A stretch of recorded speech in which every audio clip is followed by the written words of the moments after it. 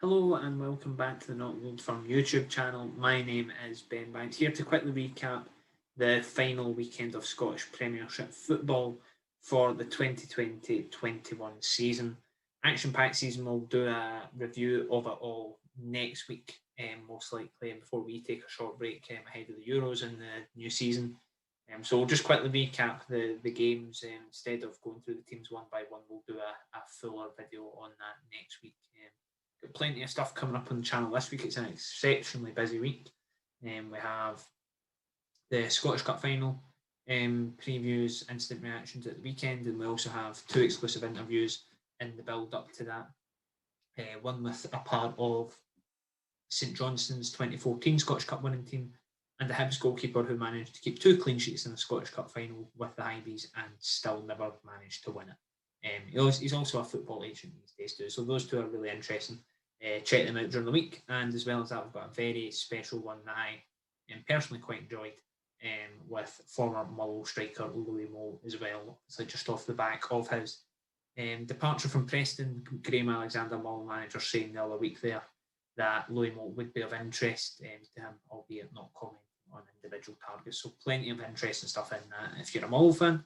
And as well as that, we've got the Scotland squad announcement tomorrow. We'll do a reaction to that on the channel as that comes out. Right, enough of the bone PR stuff out of the way. Let's get through the games. Hibs 0, Celtic 0, Rangers 4, Aberdeen 0, St Johnstone 0, Livingston 0.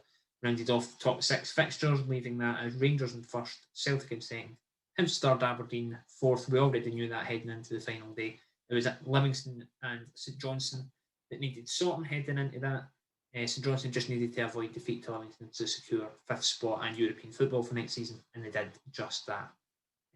The Sunday is where it got a bit more interesting. Ross County and Kilmarnock vying for the final, just 10th place in safety and vying to stay out the final relegation playoff spot.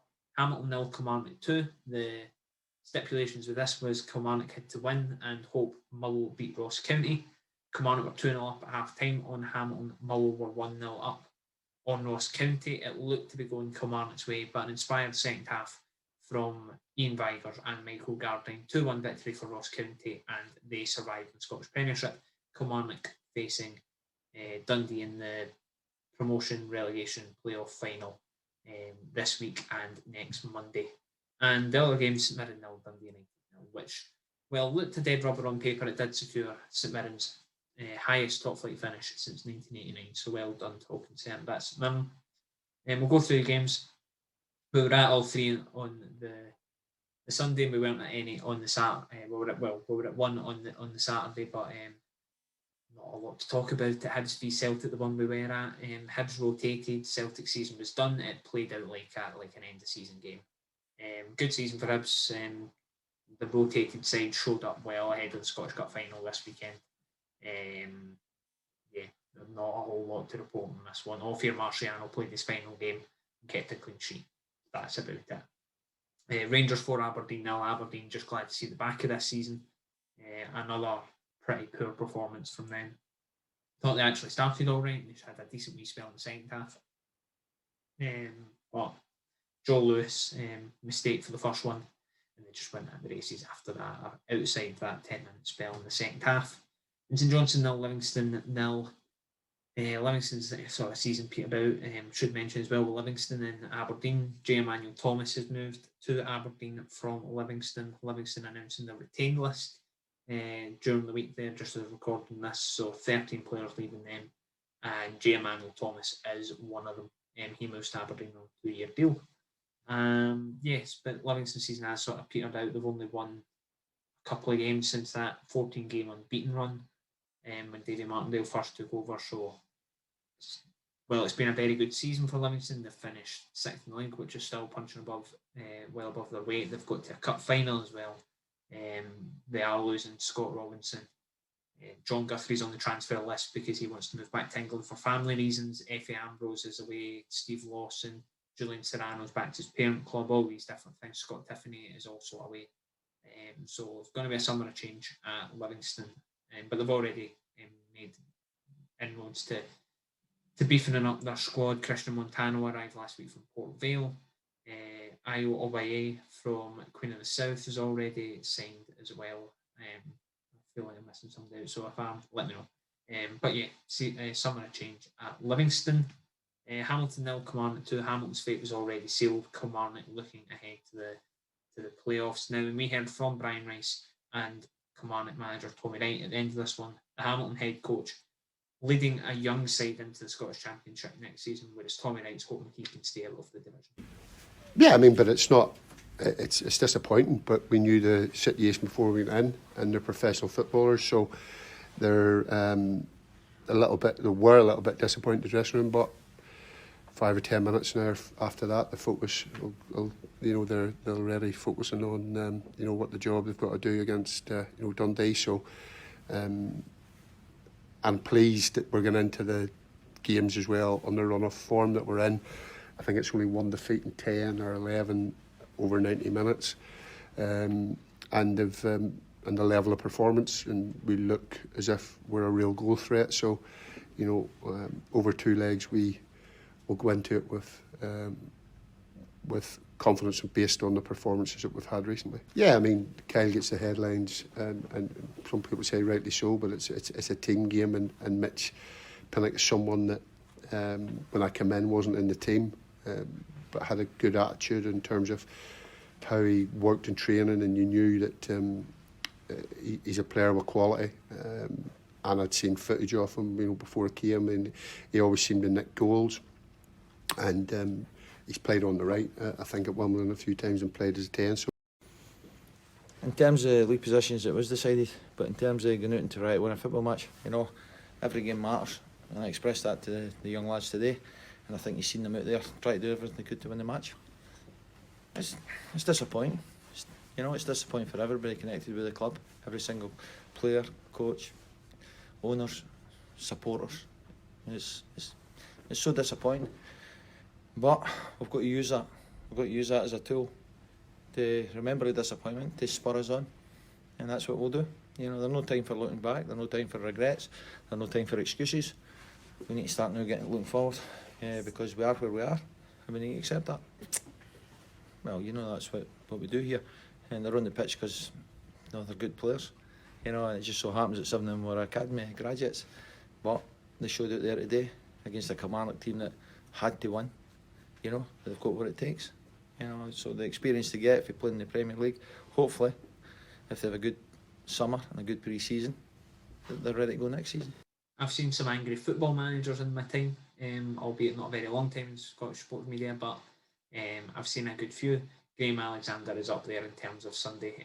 Mull fans quite liked that, I think, and even though on paper perhaps there wasn't much to play for Mull and Ross County, do not mention the phrase "nothing to play for" Graham around Graham Alexander. He had contrasting emotions to Ross County manager John Hughes. Graham Alexander was pretty furious with the result and how things went. Ross County manager delighted for his players after surviving on the final day. I hate that saying, nothing to play for. You're doing a brilliant job representing a brilliant club.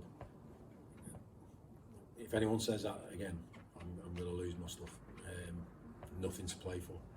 You've got your prize, you've got points, you've got your club, your family, your teammates. You've got everything to play for every single game. Every single game. So I am really pleased with how the team have performed over the last three and a half months. So I'm delighted with how they've done over that spell. But we're talking, 30 minutes after a real raw result for us. And I can't just swallow that and look too far ahead at the moment. But I don't want that to define what the players have done over the last 3.5, 4 months, because they've done a brilliant job to win a lot of points, a real lot of points under pressure situations. So I know you guys are probably focused on my mood at the minute, but if we could put a bit aside of how good the players have been since January, that'd be good, because I will do. Good. I'm absolutely delighted for the boys, everyone connected with Ross County. It's been a hard year with the COVID. I know every club's got that. So if you're going to dedicate it, it's for the supporters. Community club, everybody knows that. We're chairman that really cares for the community. So absolutely delighted for them. Since I've come in, I've had a fantastic response. Not every week, which has been my frustration. You know, there's been highs, lows, but I've always says to Dale's amusement that you've no beating Celtic and Hibs and Aberdeen, all the teams and real good performances. You're doing that for a reason, to give yourself a chance to stay in the SPL. And over the last 3 games, you know, to do what we did, especially today, when there was so much at stake, you know, it's a big test of your character. And I think the boys come out on top, especially after going a goal down. A poor goal once again for our point, going a goal down, but he stood up to it. And 2 wonderful goals, and it just shows you how the football gods play it sell out, because you're talking about 2 guys, two stalwarts of the club, and Vigers and Gardine. It just shows you, so the football gods must have been looking down on us today. I would love to have played the day right up my street, all that stuff, you know. And but we've got good character in there. The thing about it is, what we're doing is I really try to get around about them on the training pitch and demand of them, knowing what I'm seeing on the training pitch. If I see it there, I'll see it on a Saturday, and we're getting at a lot of them don't link it, you know, when you're into them and demanding them. But that's it, that's the way it has to go, you know, because you're trying to set your standards high. And I've had a great response, I really have had a great response. And guys have found themselves in it, you know, we've moved it about, gave guys a chance. Big Colin Donaldson's come in here, you know, he's come in, the last 4 games, he's been outstanding for us. Keith Watson found himself in, out, come back in. And St Mirren 0, Dundee United 0. We heard from Jim Goodwin and Dundee United manager Mickey Mellon after this one. St Mirren manager delighted with St Mirren's highest league finish since 1989, and for Dundee United, Mickey Mellon, those rumours of is he staying, is he going, are back on the table with Tranmere Rovers. I think the latest link to him, but for now he's not going anywhere. Delighted, Alan. Yeah, I mean, it's you know, we had to reset our goals, obviously, having missed out on top 6. We wanted to finish best of the rest, and we've achieved it. Financially, it means a lot for the club as well, that extra position in this time of real difficulty, no revenue coming in. That extra place can go a long way with helping us bring in good quality players, but also help with some of the infrastructure around the place. So yeah, it means a lot. And I think it's been a really successful season in the overall piece. When we look back on things, you know, people will talk about the missed opportunities, and there certainly was a few of them, and we've had to regroup and you know, make sure the heads don't go down because of some of the disappointments. But great credit to the staff and to the players, and you know, that game meant a lot to both sets of players. I think both clubs wanted to try and finish 7th, and I'm just delighted to be standing here on the right end of it. Yeah, but listen, you're always greedy as a manager, you always want more. I came in to a team and I kept saying to everybody, I wasn't trying to be clever or buy time. The facts were, this was a team that hadn't played in the Premier League. Regardless of how good we thought they hadn't played in it, nor had I. I hadn't seen it. I hadn't played in it, and I hadn't been a manager in it. So it was a big learning curve for us all to get to know the division better, and we attacked it all the time.